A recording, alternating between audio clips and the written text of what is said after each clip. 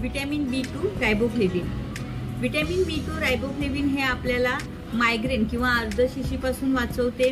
त्याचप्रमाणे आपल्या शरीरामध्ये रक्ताच्या गुठळ्या तयार होण्यापासून थांबवते आणि त्यामुळे हार्ट अटॅक पासून देखील आपल्याला हे वाचवते।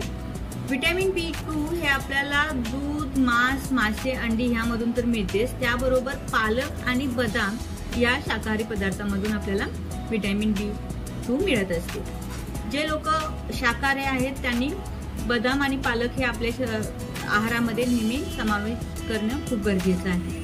त्याचप्रमाणे विटॅमिन B2 हे लाईट सेन्सिटिव्ह आहे, सनलाईट सेन्सिटिव्ह आहे। त्यामुळे जर समजा तुम्ही दूध काचेच्या ग्लासमधून पित असाल तर त्या काचेच्या ग्लासमधून जाणारा जो सूर्यप्रकाश आहे तो विटॅमिन B2 ला नाहीसा करू शकतो।